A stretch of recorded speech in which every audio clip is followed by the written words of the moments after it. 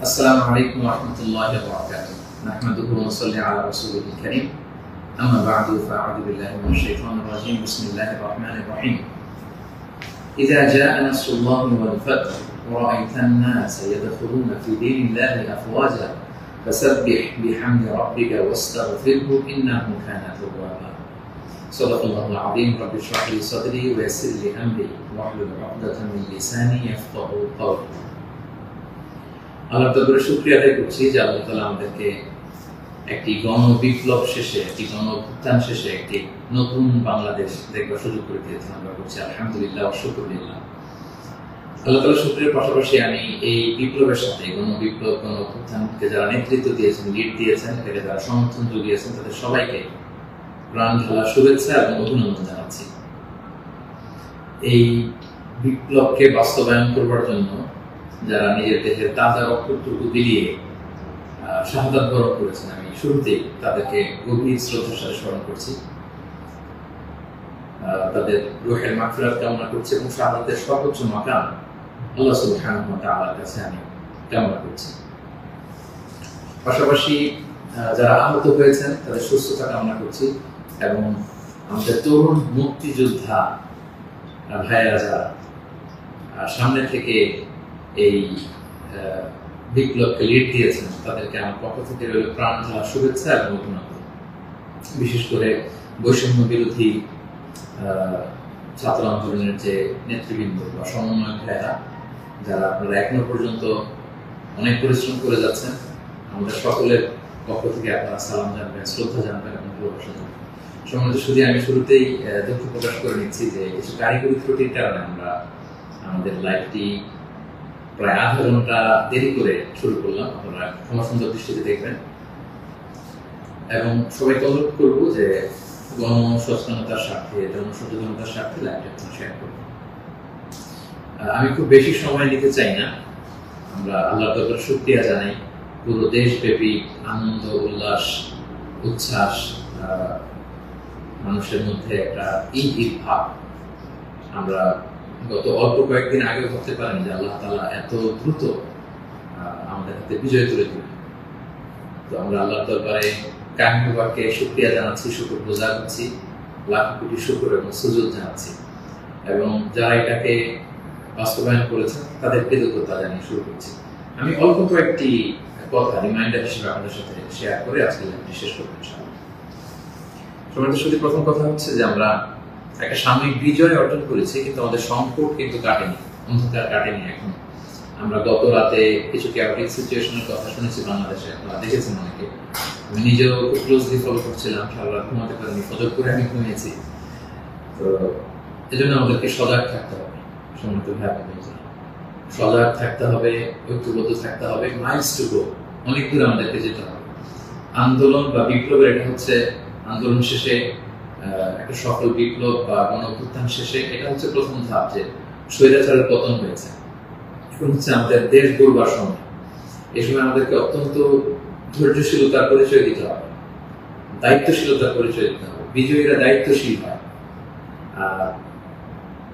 যদি দায়িত্বশীল অ্যাটিটিউড আমরা দেখাতে পারি, তবে এই বিজয় কিন্তু আমাদের টেকসই হবে। সো অনেক ধরনের ষড়যন্ত্র আশেপাশে ঘুরপাক খাচ্ছে, দেশি বিদেশি। আমাদেরকে সজাগ থাকতে হবে, সচেতন থাকতে হবে। বিজয় উল্লাসে মেতে আমরা যেন আবার কোনো ভুল করে না বসি, বিপ্লবের পরে কোনো প্রতি বিপ্লবকে যেন আমরা স্থান না দিই। এই হচ্ছে প্রথম রিমাইন্ডার আপনাদের প্রতি। 2 নম্বর যে কথাটা বলবো, আমাদের বাংলাদেশে আমরা মুসলিমরা ছাড়াও আমাদের হিন্দু ভাই বোনরা আমাদের সাথে, আমরা একসাথে মিলেমিশে একাকার একসাথে আমরা থাকি। আমাদের খ্রিস্টান ভাই বোনেরা আছেন, বৌদ্ধ ভাই বোনেরা আছেন। সো সংখ্যালঘুদের কোনো উপাসনালয়ে যেন কেউ আক্রমণ করতে না পারে, এটা খেয়াল করতে হবে। কিছু কিছু ঘটনা আমরা শুনেছি যে বিভিন্ন জায়গায় হিন্দুদের মন্দিরে আক্রমণ করা হচ্ছে, অগ্নিসংযোগ করা হচ্ছে। তো এটা কিন্তু অনেক বড় ধরনের একটা ষড়যন্ত্র। আমরা বছর 2 আগে আমার মনে আছে যে কুমিল্লাতে নানুয়া দিঘির পারে হনুমানের পায়ের উপরে কোরআন রেখে কি তুলকালাম কাণ্ড হয়ে গেল। সো যারা ক্ষমতা ছেড়ে পালিয়েছে তারাই দেখা যাবে যে ভাড়াটে করা লোকজন দিয়ে সেখানে আগুন দিয়ে আল্লাহু আকবার স্লোগান দিবে, নারায়ে তাকবীর, আল্লাহু আকবার স্লোগান দিয়ে বোঝাতে চাইবে যে ইসলামপন্থীদের কাজ এটা, মাদ্রাসার ছাত্রদের কাজ এটা। সো এত কাঁচা কাজ যেন আমরা না করি, আমরা যেন তাদের এই ফাঁদে পা না দিয়ে আমরা যেন সচেতন থাকি। বিশেষ করে মাদ্রাসার ছাত্র ভাইদেরকে, আমার কলিজার টুকরা মাদ্রাসা, আলিয়া মাদ্রাসা, কওমি মাদ্রাসার ছাত্র ভাইদেরকে আমি বলবো, আপনারা আপনাদের নিজ নিজ থানা, গ্রামের, এলাকা হিন্দু মন্দিরগুলো নিজ দায়িত্বে পাহারা দেন। প্যাট্রোলিং করবেন ভাগ করে করে, সকালে বিকালে কারা দায়িত্ব পালন করবেন। মাদ্রাসার শিক্ষক যারা আছেন তারা এটা দেখভাল করেন। সামনের এক দুই দিন খুবই গুরুত্বপূর্ণ। আমরা চাই না যে আমাদের বিজয়টা এভাবে নষ্ট হয়ে যায়। এই জাতীয় ষড়যন্ত্র যারা করছে তাদের ষড়যন্ত্রকে আপনারা নস্যাৎ করে দিন সংঘবদ্ধভাবে। সো এটা আমাদেরকে খেয়াল রাখতে হবে।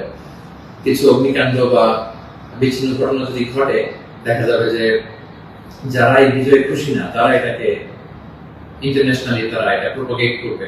তারা বলবে যে Bangladesh is on terrorist attack, জঙ্গি অ্যাটাকে কবলে পড়েছে বাংলাদেশ, অনেক ন্যারেটিভ তারা দাঁড় করাবে এবং এটা করতে তারা বড় করবে। সো আমরা এত সহজে এই বিজয়কে নষ্ট হতে দেব না।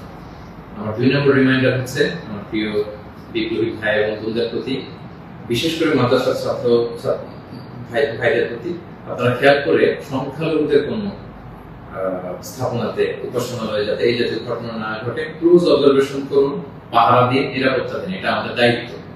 আমরা এবার যদি ভুল করে ফেলি তাহলে বাংলাদেশ ইসলাম অনেক পিছিয়ে যাবে। বাংলাদেশ সমৃদ্ধ বাংলাদেশ গড়বার স্বপ্ন এটা অনেক পিছিয়ে যাবে। 3 নম্বর যে কথাটি আমি শেয়ার করতে চাই সেটা হচ্ছে, আমরা প্রায় বলি যে ইতিহাসের সবচেয়ে বড় শিক্ষা হচ্ছে যে মানুষ ইতিহাস থেকে শিক্ষা নেয়। আমরা যেটা দেখলাম প্রায় 1.5 যুগ ধরে বা 1.5 দশক ধরে যে ক্ষমতাসীন দলটি ছিল, তারা যখন আজকে বিদায় নিল, বিদায় তো না, বেসিকলি তারা বাধ্য হয়ে ক্ষমতা ছেড়ে পলায়ন করেছে। তো তাদের বিদায়টা আসলে কেমন হলো যদি আমরা একটু বিশ্লেষণ করি, অ্যানালাইসিস করি, যে আপনার ক্ষমতার দাপটে বাকি মহিষে এক ঘাটে পানি খেতে এরকম অবস্থা। এসএসএফ আপনাকে সিকিউরিটি দিত, আপনার সামনে বহর, পেছনে বহর, কত সিকিউরিটি, কত ন্যাশনাল প্রোটোকলের ব্যবস্থা আপনি করেছেন। কিন্তু আজকের বিদায়টা আপনার কেমন হয়েছে? পুরো দেশব্যাপী গণধিক্কার, ঘৃণা, বদদোয়া ছাড়া কিছু আপনি হাসিল করতে পারেননি। সো এ থেকে আমাদের রাজনীতিবিদদের, আমাদের সকলের শিক্ষা গ্রহণ করা উচিত। আপনার বিদায় কেউ কাঁদেনি, কেউ কোনো সম্বর্ধনা দেয়নি, সহমর্মিতা জানায়নি, বরং আপনার অস্তিত্বই ছিল হুমকির মুখে। আল্লাহ তাআলা বলেন যে আমি হচ্ছি ক্ষমতার মালিক, আমি যাকে চাই, কুলিল্লাহুম্মা মালিকাল মুলক তুতিল মুলকা মান তাশা ওয়া তানজিউল মুলকা মিম্মান তাশা ওয়া তুইজ্জু মান তাশা ওয়া তুযিল্লু মান তাশা বিয়াদিকাল খায়র ইন্নাকা আলা কুল্লি শাইইন কাদির। আল্লাহ তাআলা হচ্ছেন ক্ষমতার মালিক, যাকে চান ক্ষমতার চেয়ারে বসান, যাকে চান সেখান থেকে টেনে হিঁচড়ে ক্ষমতার চেয়ার থেকে তিনি নামান। তিনি যাকে চান সম্মান দেন, যাকে চান তিনি অপদস্থ করেন, লাঞ্ছিত করেন। তার জলজান্ত প্রমাণ আমরা গতকাল কিন্তু দেখেছি। এবং তিনি হচ্ছেন ফাআলুল লিমা ইউরিদ, তিনি যখন যা চান তাই করতে পারেন। এর জন্য তাকে কারো কাছে জবাবদিহি করতে হয় না, রিপোর্টিং করতে হয় না। তিনি কুন ফায়াকুনের মালিক, তিনি হতে দেরি হয় না। তিনি পাহাড়কে দরিয়া করেন, দরিয়াকে পাহাড় করেন, তিনি সম্মানিতকে অপদস্থ করেন, তিনি সমাজের লাঞ্ছিত অপমানিত লোকটাকে সম্মানের চেয়ারে বসিয়ে দিতে পারেন। তিনি হচ্ছেন আল্লাহ সুবহানাহু ওয়া তাআলা। মনে রাখতে হবে তিনি ক্ষমতার মালিক। আমরা যেন এটা ভুলে না যাই, ক্ষমতার চেয়ার পেলে আমরা যেন ভুলে না যাই যে আমি ক্ষণিকের জন্য এসেছি। সামনে যারা ইন্টারিম গভর্নমেন্টের লিড দিবেন, 3 মাস 6 মাস পরে জাতীয় ইলেকশন পরে যখন আমাদের নতুন সরকার আসবে, তারা যখন ক্ষমতার চেয়ারে বসবেন, নিজেকে এই রিমাইন্ড যেন আমরা দিই যে আমরা যেদিন বিদায় নিব, যেদিন ক্ষমতায় থাকবো, সেদিন আমি আমাকে কেমন যেতে চাই, সেই হিসাবটুকু করে যোগ বিয়োগ দিয়ে যেন আমরা ক্ষমতায় থাকাকালীন সময় আমাদের অ্যাক্টিভিটিস গুলো পরিচালনা করি। সো এই ইতিহাস থেকে আমরা বারবার শিক্ষা নিতে ভুল করি, হোঁচট খাই, আমরা যেন এটা না করি।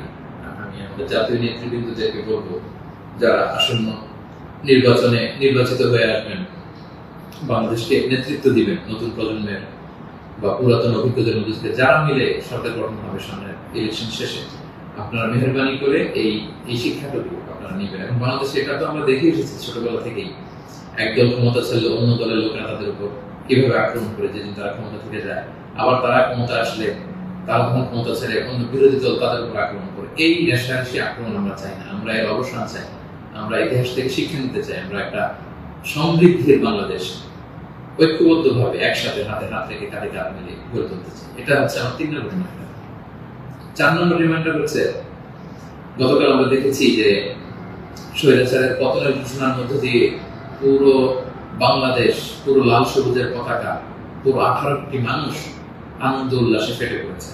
আমরা আল্লাহ শুকরিয়া আদায় করেছি, আমরা হাফ ছেড়ে বেঁচেছি, আমরা স্বস্তির নিঃশ্বাস ফেলেছি, আমরা নতুন করে একটা স্বাধীন বাংলাদেশ পাওয়ার একটা আকাঙ্ক্ষা আমাদের হৃদয়ে জেগেছে। সুখী, কিন্তু দুঃখের ব্যাপার হলো আমরা মাঝে মাঝে আবেগে অথবা লোভে পড়ে অথবা হৃদয়ের জ্ঞান হারিয়ে এমন কিছু করে ফেলি যেটা আমাদের এই বিজয়কে, আমাদের অ্যাচিভমেন্টকে প্রশ্নবিদ্ধ করে, এটা ন্যায্যতাকে প্রশ্নবিদ্ধ করে। গতকাল আমরা দেখেছি যে উল্লাসিত জনতা তারা জাতীয় সংসদ ভবনে ঢুকে পড়েছে, গণভবনে ঢুকে পড়েছে, সেখানে যে লুটপাট, চুরি, যা বলা যায়, এগুলো সব ধরনের কাজগুলো করেছে এবং এগুলো কিন্তু লাইভ ব্রডকাস্ট হয়েছে, বিশ্বব্যাপী ছড়িয়েছে। আপনারা আসলে কি মেসেজ দিলেন? আমাদের দেশের ছাত্র জনতা তারা কি লুটপাট করে? যারা ক্ষমতা ছেড়ে পারলো তারা তো এটাকে ইন্টারন্যাশনালি প্রোপাগান্ডা বানাবে যে দেখুন কিরকম লুটপাট, চুরি, আক্রমণ, এগুলোর মধ্যে দিয়ে তারা গণভবনকে দখল করছে, কিন্তু তারা একটা ইস্যু বানাবে। তো এই ব্যাপারটাকে আমি খুবই অপছন্দ করেছি, খুবই। আমি বলবো না যে শিক্ষিত ছাত্র জনতা এমন করেছে, যেহেতু উল্লাসিত জনতা সেখানে ঢুকে পড়েছিল, এখানে ভালো মানুষ ছিল, খারাপ মানুষ ছিল, ছিচকে চোর ছিল, টোকাই ছিল, তারা এগুলো করেছে। কিন্তু আমি দেখে অবাক হয়েছি মাঝে মাঝে অনেক ভালো ফ্যামিলির ছেলে পেলে অথবা নামাজি, দেখে প্র্যাকটিসিং মনে হয়, তারাও এরকম ছবি দিয়েছে। কেউ গণভবনের বালিশ, কেউ চেয়ার, কেউ টেবিল, কেউ পাঙ্গাস মাছ, কেউ ফ্রিজের খাবার, যে যেরকম পেরেছে পরিলোড করেছে। এটা আমার চোখে এসেছে এবং গণভবনের নেম প্লেট নিয়ে আসছে। তো এই এতটুকু বিবেকবোধ বা চিন্তা শক্তি কি আমাদের নাই যে এটা তো রাষ্ট্রীয় সম্পদ, নিজের সম্পদ না, এটা তো ভাগ বটোয়ারা হচ্ছে না। আপনি যে গণভবনের চেয়ার নিয়ে আসলেন, 3 মাস পরে যে আমাদের নিজেদের ভোটে নির্বাচিত আমাদের ট্রু লিডার যিনি হবেন, আমাদের প্রধানমন্ত্রী, তিনি কোথায় বসবেন? তার চেয়ার তো আপনি চুরি করে নিয়ে আসছেন।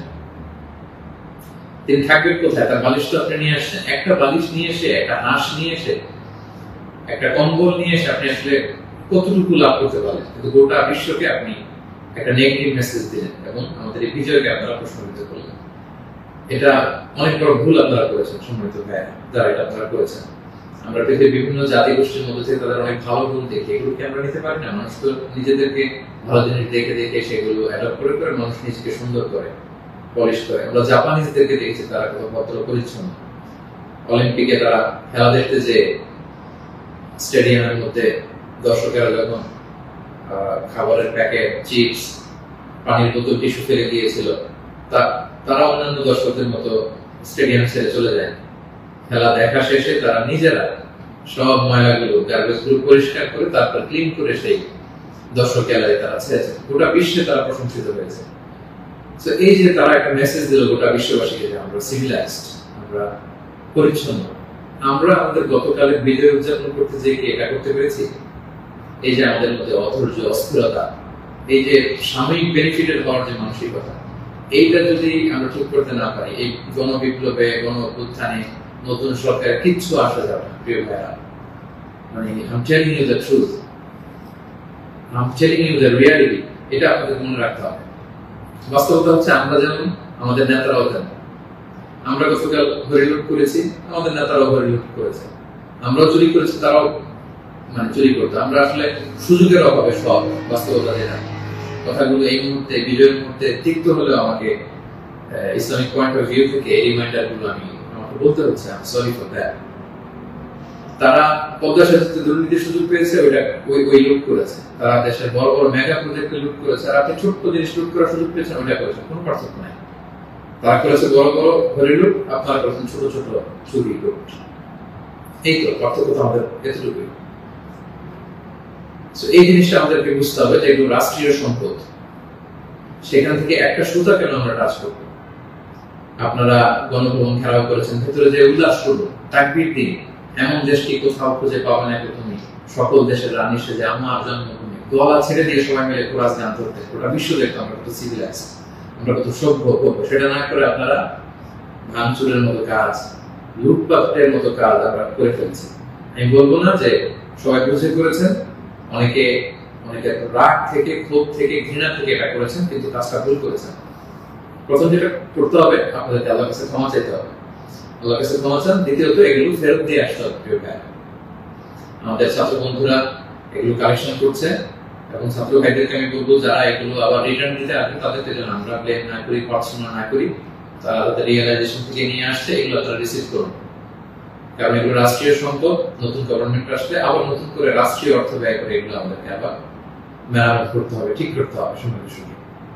এবং একজন মুমিন এই কাজ কখনো করতে পারে না। একজন বিশ্বাসীর সাথে এই ধরনের মাইন্ডসেট অ্যাটিটিউড যায় না। প্রিয় ভাই বোনেরা, ছোট একটা হাদিস বলে পয়েন্ট আমি শেষ করছি। খাইবারের যুদ্ধ থেকে রাসূল সাল্লাল্লাহু আলাইহি ওয়াসাল্লাম সাহাবাদেরকে নিয়ে ফিরছিলেন বিজয়ী হয়ে। আপনাদের মনে থাকবার কথা, ইহুদিদের বিরুদ্ধে এই যুদ্ধ হয়েছিল, 7ম হিজরির ঘটনা। ফেরার পথে রাসূল সাল্লাল্লাহু আলাইহি ওয়াসাল্লাম একদিন খাদেম রাসূল সাল্লাল্লাহু আলাইহি ওয়াসাল্লাম উটের হাওদাস ঠিক করছিল, এমন সময় একটা বিক্ষিপ্ত তীর এসে তার গায়ে লেগে সে সেখানে মারা যায়। সাহাবারা তার জন্য দোয়া করলো।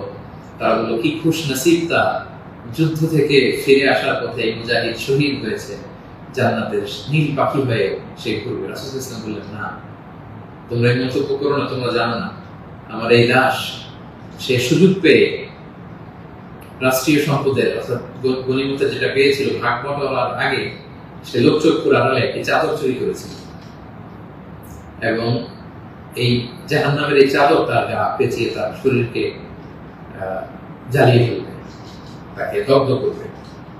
আল্লাহু আকবার। অনেক লম্বা কথা, আমি সংক্ষেপে শেষ করে দিচ্ছি। সময়টা যদি আপনি খেয়াল করে দেখুন, একজন সাহাবী, বিশ্বনবীর সার্ভেন্ট, সে রাষ্ট্রীয় এই সামান্য একটা চাদর চুরি করার কারণে রাসূল সাল্লাল্লাহু আলাইহি ওয়াসাল্লাম বললেন, শাহাদাত তো দূরের কথা, এই চাদর তাকে অগ্নিদগ্ধ করবে। তো আপনার কি ভয় পায় না? আপনি যে গণভবন থেকে বালিশ নিয়ে আসলেন, চাদর নিয়ে আসলেন, ওখানকার টিভি নিয়ে আসলেন, ওখানকার জিনিসপত্র যে আপনি কাঁধে করে নিয়ে আসেন, ফুলের টব এটা সেটা ভেঙে যে নিয়ে আসেন, এগুলো যে আগুনের লেলিহান শিখা হয়ে আপনাকে জ্বালাবে, আপনার কি ভয় হয় না? এই মাইন্ডসেটের যদি আমরা থাকি, কোন ভালো নেতাই আমাদের কিছু করতে পারবে না। 18 কোটি জনগণের এই হাইলি পপুলেটেড দেশে কেউ এসে কিছু করে দিয়ে যেতে পারবে না যদি আমরা নিজেরা না শুধরাই। আমরা এটা ভুল করেছি, আমরা অনুতপ্ত হব, অনুশোচিত হব। যারা আমার আলোচনা শুনেন, আমাকে পছন্দ করেন, আমি হাত জোর করে অনুরোধ করব, প্রত্যেকটি জিনিস আপনারা ফেরত দিয়ে আসবেন। এগুলো রাষ্ট্রীয় সম্পদ, কোন রাষ্ট্রীয় সম্পদকে তো সুরক্ষিত করার অধিকার আল্লাহ তাআলা আমাদেরকে দেন। আল্লাহ তাআলা আমাদেরকে বোঝার তৌফিক দান করুন। 5 নম্বর যে পয়েন্টটি বলবো সম্মানিত ভাই বোনেরা, গত রাত থেকে এখন পর্যন্ত আমি শুনেছি যে কাইন্ড অফ সিভিল ওয়ারের মতো একটা অবস্থা, গৃহযুদ্ধের মতো অবস্থা, থানা জ্বালিয়ে দেওয়া, ভিন্ন রাজনৈতিক মতাবলম্বী যারা তাদেরকে সুযোগ পেয়ে আক্রমণ করা, হতাহতের ঘটনা কিন্তু ঘটেছে। এইরকম চালিয়ে গেলে আমাদের বিজয় কিন্তু যে কোনো মুহূর্তে নস্বাত হয়ে যেতে পারে। এবং আমি সেনাবাহিনীকে বলবো, অস্থায়ীভাবে সামনে 2-1 দিনের জন্য আপনারা আর্মি ডেপ্লয় করুন সব জায়গায়, প্রতিটি থানায়, প্রতিটি ইউনিয়নে, প্রতিটি জেলায়, just to confirm and ensure the security. Interim government যখন আসবে তখন তাদের দিক নির্দেশনা অনুযায়ী তাদের লিডারশিপে আপনারা সহযোগিতা করবেন, কাজ করবেন। কিন্তু এই হানাহানি, মারামারি, রক্তপাত থামানোর জন্য, সংঘাত থামানোর জন্য আমার মনে হয় আমাদের প্রাণের ব্যাটালিয়ন সেনাবাহিনীকে আমি এই অনুরোধটুকু করবো যে জরুরি ভিত্তিতে দেশের এই সমস্ত জায়গায়, থানাগুলোতে, মন্দিরগুলোতে যেখানে সংঘাত হওয়ার সুযোগ আছে সেখানে আর্মি যেন ডেপ্লয় করা হয়। তা না হলে যে পরিমাণে হতাহতের ঘটনা ঘটেছে, এটা যদি আরেক-দুই দিন চলতে থাকে এরকম, এবং সুযোগ পেয়ে একে আক্রমণ করা, ওকে আক্রমণ করা, ঝাল ক্ষোভ মেটানো, বা ভিন্ন রাজনীতিতে হওয়ার কারণে এতদিন তারা জুলুম করেছে, আজকে তার বাড়ি জ্বালিয়ে দিব, তার ছেলে মেয়েদের অত্যাচার করবো, তার উপর আক্রমণ করবো, এটা যদি আমরা করি তাহলে আমরা ভুল করে ফেলবো। আমি আগেই বলেছি যে বিজয়ীরা দায়িত্বশীল হয়, দায়িত্বশীলতার পরিচয় দিতে হবে, তাহলে এই বিজয়টা টেকসই হবে। তা না হলে এভাবে লুটপাট শুরু হলে বলবে যে এই স্বৈরাচারী সরকার এত দেশে ভালো ছিল, এখন তো দেখে দেশের অবস্থা আরো খারাপ। এরকম কোনো কমেন্ট যদি কেউ করার সুযোগ না পায়, কেউ যেন এই চান্স দিতে না পারে, একটা গৃহযুদ্ধের দিকে যেন আমরা চলে না যাই। আল্লাহ তাআলা আমাদের দেশকে হেফাজত করুন, সম্মানিত ভাই বোনেরা। এবং যারা বড় বড় অপরাধী ছিল, ক্রাইম করেছে, অবশ্যই তাদেরকে আইনের হাতে তুলে দিন, তাদেরকে ধরে রাখুন, বেঁধে রাখুন, পুলিশের হাতে দিন, সেনাবাহিনীর হাতে দিন, সংঘবদ্ধভাবে তাদেরকে আটকে রাখুন, তাদেরকে দেশ ছাড়তে, দেশ থেকে পালাতে আপনারা বাধা দিন। এই কাজটুকু করবেন। এটা ছিল 5 নম্বর রিমাইন্ডার। 6 নম্বর রিমাইন্ডার, খুব রিসেন্টলি হোপফুলি আজকে ইন্টারিম গভর্নমেন্টের রূপরেখা কারা থাকবেন সেটা বলা হবে, খুবই গুরুত্বপূর্ণ। জন্য আমি লাইভও দেরি করতে চাচ্ছি না, আমি উৎসুক হয়ে আছি এই নিউজ শুনবার জন্য। কিন্তু বর্তমানে যেহেতু সেনাবাহিনী সবকিছু নেগোসিয়েট করছে এবং আমাদের বৈষম্য বিরোধী ছাত্র আন্দোলনের ভাইদেরকে, সেনাবাহিনীর দায়িত্বশীলদেরকে আমি বলবো যে এখনো কিন্তু সন্ত্রাসী গোষ্ঠী বা অপশক্তি দেশের বিভিন্ন জায়গায় আছে। বিশেষ করে আমরা বিভিন্ন সময় দেখেছি যে ছাত্রদের হাতে আমরা রামদা, হকি স্টিক, তারপর অস্ত্র আমরা দেখেছি। বিভিন্ন সময় আমরা ছাত্রলীগের ছাত্রদের হাতে আমি দেখেছি যে তারা সাধারণ ছাত্রদেরকে আক্রমণ করতে একটা সারাশি অভিযান চালিয়ে গোটা দেশের ছাত্রলীগের যত সন্ত্রাসী আছে তাদের হাত থেকে এই অস্ত্রগুলো সিজ করতে হবে। শুধু ছাত্রলীগই না, এটা উদাহরণ হিসেবে বললাম, যত ছাত্র সংগঠন আছে কারো হাতে যদি কোনো আগ্নেয়াস্ত্র, অস্ত্র এগুলো পাওয়া যায়, খুব জরুরি ভিত্তিতে এগুলো পুরো দেশের সারাশি অভিযান চালিয়ে এগুলো সিজ করতে হবে। কোনো ছাত্রের হাতে, কোনো সিভিলিয়ানের হাতে কোনো গান, কোনো রামদা এগুলো যেন আমরা কখনো না দেখি। ছাত্ররা রামদা নিয়ে ক্যাম্পাসে তারা দাপট দেখাবে, এই দৃশ্য আমরা যেন বাংলাদেশে না দেখি। এরকম একটি পরিবেশ যেন আমরা তৈরি করতে পারি। আমি সেনাবাহিনীর কাছে অনুরোধ জানাবো, আমি সামনে যে ইন্টারিম গভর্নমেন্ট হবে তাদের কাছে অনুরোধ জানাবো, বৈষম্য বিরোধী ছাত্র আন্দোলন ভাইদেরকে এই বিষয়ে গুরুত্ব দেওয়ার জন্য অনুরোধ জানাবো। কারণ আমি বিভিন্ন ভাবে আমাদের কিছু সোর্স আছে, আমরা জেলায় জেলায়, থানায় থানায় এরকম হতাহতের ঘটনা শুনেছি। সেগুলো আমাদেরকে নিয়ন্ত্রণ করতে হবে। সবশেষে সম্মানিত ভাই বোনেরা, আমি এই কথা বলে শেষ করতে চাই যে আমাদের ধৈর্যের পরিচয় দিতে হবে, আমাদেরকে শান্তি শৃঙ্খলা রক্ষার সর্বোচ্চ চেষ্টা করতে হবে। প্রতিহিংসার রাজনীতি আমরা বাংলাদেশে আর দেখতে চাই না, আমরা হানাহানি মারামারি এটা দেখতে চাই না। আমরা জাতি, ধর্ম, বর্ণ নির্বিশেষে আমরা যেন সবার প্রতি মানবিক হতে পারি, আমরা সেটা চাই। আমরা চাই মেরিটোক্রেসির ভিত্তিতে আমাদের দেশ চলবে। দেশের যতটি চাকরি দেওয়া হবে, পদায়ন হবে, যারা সচিব হবেন, যারা বিসিএস ক্যাডার হবেন, যারা সরকারি আমলা হবেন, প্রতিটা চাকরি যেন মেধার ভিত্তিতে হবে। Meritocracy should be the national policy of Bangladesh, our new Bangladesh, our new independent Bangladesh. আমি দায়িত্বশীলদের কাছে অনুরোধ করছি, আমাদের ন্যাশনাল কয়েকটা পলিসি থাকা দরকার। সিঙ্গাপুরের 3-4টা জাতীয় পলিসির মধ্যে একটা হচ্ছে মেরিটোক্রেসি। রাষ্ট্রীয়ভাবে যেন ঘোষণা দেওয়া হয় যে মেরিটোক্রেসির ভিত্তিতে আমাদের বাংলাদেশ চলবে। আমাদের বিচার বিভাগ সম্পূর্ণ স্বাধীনভাবে, এখানে কেউ হস্তক্ষেপ করতে পারবে না। কোনো চাঁদাবাজি আমাদের বাংলাদেশে চলবে না, কোনো ঘুষ বাংলাদেশে চলবে না। একটা সমৃদ্ধির বাংলাদেশ আমরা যেটা স্বপ্ন দেখি, আমরা যে স্বাধীন বাংলাদেশের স্বপ্ন দেখি, আমরা যেন একসাথে সেটা করতে পারি। Together we rebuild hour nation again ইনশাআল্লাহ। সো সম্মানিত সুধী, আমি এই আহ্বান জানিয়ে শেষ করব, কেউ আইন শৃঙ্খলা অবনতি ঘটাবেন না, সংঘাতে জড়াবেন না, আইন নিজের হাতে তুলে নেবেন না। সংখ্যালঘু ভাইদের দিকে দৃষ্টি রাখুন, কারণ এইটাকে তারা টার্গেট করে একটা প্রতি বিপ্লব, দেশে একটা ক্যাওটিক সিচুয়েশন তৈরি করবে। এবং পুলিশ বাহিনী, সেনাবাহিনী, বিমান বাহিনী, র্যাব, আনসার, বিটিআর, প্রত্যেকটি বাহিনীকে আমি বলবো যে আপনাদের কাছে অনেক বড় দায়িত্ব। দেশের শান্তি শৃঙ্খলা, সিকিউরিটি, নিরাপত্তা নিশ্চিত করে এগুলো আপনাদের দায়িত্ব। আসুন আমরা সবাই হাতে হাত রেখে, কাঁধে কাঁধ মিলিয়ে আমাদের নতুন বাংলাদেশ গড়ে তুলি। এই সামনের 1-2 দিন খুবই ক্রুশাল। আপনারা কেউই অস্থির, অধৈর্য হয়ে রাগে বসে বিভিন্ন থানা জ্বালিয়ে দেওয়া হচ্ছে, আমি শুনছি। সাধারণ পুলিশদের উপর আক্রমণ করা হচ্ছে। প্রিয় ভাইয়েরা, পুলিশরা খুব অল্প বেতনের চাকরি করে, তারা আমাদেরকে নিরাপত্তা দেয়। তো তারা উপরের অর্ডারে এতদিন এগুলো করেছে, তাই বলে আপনি পুলিশের উপরে আক্রমণ করতে পারেন না। আপনার দলের বিরোধী বলে আপনি তাদেরকে আক্রমণ করতে পারেন না। সুযোগ পেয়ে আপনি এই অন্যায়ভাবে এটার ব্যবহার আপনি করতে পারেন না। আমরা যেন সুশৃঙ্খল থাকি, আমরা যেন দায়িত্বশীলতার পরিচয় দিই। সম্মানিত সুধী, একটা মানবিক বাংলাদেশ, একটা সাম্যে পরিপূর্ণ, একটা সমৃদ্ধ বাংলাদেশ আমরা দেখতে চাই।